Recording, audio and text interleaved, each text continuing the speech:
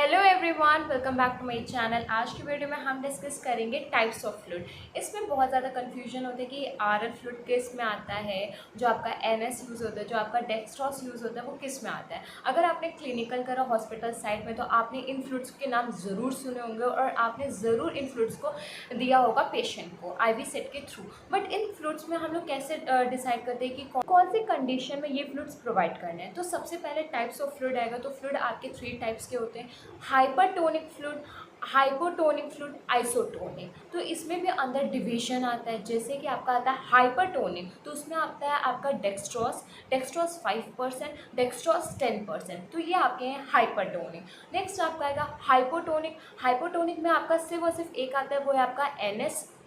NS में भी 0.45% NaCl। Next आपका आता है हाइपोटोनिक। हाइपोटोनिक में आपका आता है आरएल, जिसको हम लोग कहते हैं रिंगल लैक्टेट। नेक्स्ट आपका आएगा डेक्स्ट्रॉस 5%, फिर आपका आएगा NS. NS 0.9% of NaCl।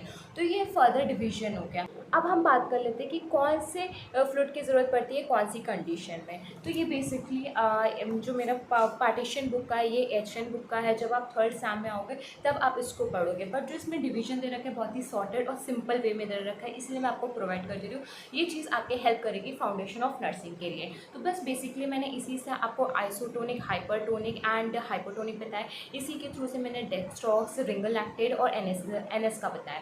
Next मैं इसके आपको यूजेस और स्पेशल कंसिडरेशन बता दूंगी, जिससे आपका डाउट क्लियर हो जाएगा। कोई और डाउट हो रिलेटेड टू समथिंग एल्स तो प्लीज़ आप कमेंट बॉक्स में मेंशन कर दीजिएगा। टाइप्स ऑफ फ्लूइड आपके लिए इंपॉर्टेंट है, क्योंकि कभी भी थ्योरी एग्जाम्स में आ जाता है। नहीं तो आप जब मैनेजमेंट लिखते हो नर्सिंग का तो आपको लिखना होता है, नहीं कभी भी आपसे पूछ सकते हैं आपके प्रैक्टिकल में, क्योंकि प्रैक्टिकल में जब एग्जामिनर आता है ना तो वो अपने मूड के अकॉर्डिंग होता है फर्स्ट थिंग। और प्लस वहाँ पे देखते हैं कि कैसी चीज़ है। आपको अगर मैं बताऊँ तो आपको थोड़ा सा अजीब लगेगा। जब मेरे को मतलब जो पेशेंट अलॉट होता है उसकी जो मैं बेड साइड करी थी, तो मुझसे बस इतना पूछा गया कि कौन सा फ्लूइड है और फ्लूइड का क्या ड्रॉप फैक्टर है और फ्लूइड के तुम ड्रॉप कैलकुलेशन बता दो फॉर्मूला। बस इतना सा पूछा गया था। और उस टाइम पे जो फ्लूइड था वो मुझे नहीं पता था कि कौन सा चल रहा था। बट उस टाइम पे जब मुझे ड्रग कैलकुलेट करना था तो ड्रग कैलकुलेट का मुझे फॉर्मूला होता था, मैंने बताया। और उसी ड्रॉप को दिखाने के लिए मैंने देख लिया था कि कौन सी बॉटल है, कौन सा फ्लूइड है। फिर मैंने फ्लूइड को नाम बता दिया था। फिर यूज़ पूछेगा, जब फ्लूइड का यूज़ पता था तभी तो हम बता सकते हैं कि इस डिजीज़ में देते हैं। तो ये चीज़ आपको पता होनी चाहिए, क्योंकि बेड साइड हॉस्पिटल में जब प्रैक्टिकल होता है ये कॉमन चीज़ें एग्जामिनर अक्सर पूछ लेते हैं। तो सबसे पहले हम डिस्कस करते हैं हमारे इस टेबल को। और कोई डाउट हो तो प्लीज़ आप कमेंट बॉक्स में मेंशन कर दीजिएगा। जो आइसोटोनिक है उसमें डेक्स्ट्रॉस आपका 5% है। उसमें आपका यूज़ है फ्लूइड लॉस में आप दोगे, डिहाइड्रेशन में दोगे और हाइपरनेट्रेमिया की कंडीशन में दोगे। नेक्स्ट आइसोटोनिक के आप 0.9% सोडियम क्लोराइड है, ये आप दोगे शॉक में, hypernatremia, blood transfusion, resuscitation, fluid challenge और डीकेए में दोगे। आरएल का क्या क्या यूज़ है, तो डिहाइड्रेशन में, बर्न में, लोअर जीआई फ्लूइड लॉस में, एक्यूट ब्लड लॉस में, hypovolemia due to third spacing. अगर मैं बात करूँ यूजेस, आप देख रहे हो इतने ज़्यादा, तो इतने ज़्यादा यूजेस आपको लर्न नहीं करने होते, कॉमन लर्न करने होते हैं कि अगर फ्लूइड लॉस और डिहाइड्रेशन हो तो आप डेक्स्ट्रॉस 5% दोगे। शॉक की कंडीशन है या फिर ब्लड ट्रांसफ्यूजन में कोई प्रॉब्लम है तो आप क्या दोगे, एनएस दोगे, वो भी 0.9% का। अगर बर्न केसेस है तो एक क्वेश्चन भी एमसीक्यू में आया था फाउंडेशन में, बर्न में कौन सा देते हैं तो रिंगल लैक्टेट देते हैं। तो बस इस तरीके से आपको लर्न करना है।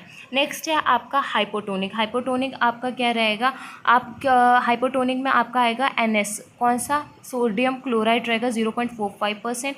वो आप कब दोगे, वाटर रिप्लेसमेंट के लिए दोगे, गैस्ट्रिक फ्लूइड लॉस के लिए दोगे, कभी भी एनजी या वॉमिटिंग होता है। नेक्स्ट हम बात करते हैं हाइपरटोनिक की। तो हाइपरटोनिक में आपका डेक्स्ट्रॉस आता है, डेक्स्ट्रॉस 5% आता है, डेक्स्ट्रॉस 10% आता है। जो आपका डीके ट्रीटमेंट है उसमें हम लोग डेक्स्ट्रॉक्स देखते हैं। जो आपकी शॉक कंडीशन या फिर एडिसन क्राइसिस उसमें हम लोग डेक्स्ट्रॉस 5% देते हैं। नेक्स्ट जो आपका डेक्स्ट्रॉस 10% है उसको हम लोग वाटर रिप्लेसमेंट के लिए देते हैं, और जब न्यूट्रिशन या ग्लूकोज की रिक्वायरमेंट होती है तब देते हैं। तो ये सॉल्यूशन और ये यूजेस आपके लिए इंपॉर्टेंट है, इसलिए मैंने आपके साथ शेयर कर दिया है। टाइप्स ऑफ फ्लूइड आपका कंप्लीट हो गया। I know types of fluid को मैंने ज़्यादा डिटेल में डिस्कस नहीं करा, बट जितना मैंने डिस्कस करा आपके लिए एक क्वेरी के हिसाब से इतना ही इंपॉर्टेंट है कि अगर आपसे कोई पूछे तो आप उसको एक्सप्लेन कर सकते हो।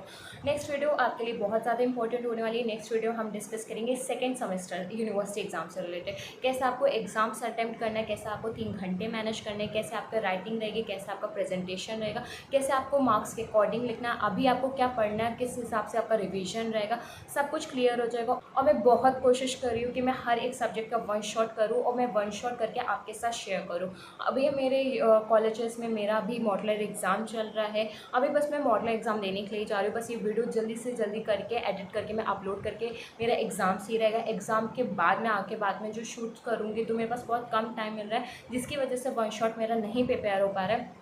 लेकिन मेरी पूरी कोशिश रही कि मैं वन शॉट प्रिपेयर कर दूँ कि जिससे जिस स्टूडेंट्स का भी रहेगा ना सेकंड सेम एग्ज़ाम, तो उसको रिवीजन के लिए हेल्प होगी। आपको और कोई सब्जेक्ट से रिलेटेड या फिर आपको कोई और डाउट क्लियर सीरीज से रिलेटेड, सो प्लीज़ ज़रूर मेंशन करिएगा कमेंट बॉक्स में। अगर ये वीडियो अच्छी लगे तो प्लीज़ वीडियो को लाइक कर लीजिए, चैनल को सब्सक्राइब कर लीजिए। Thank you.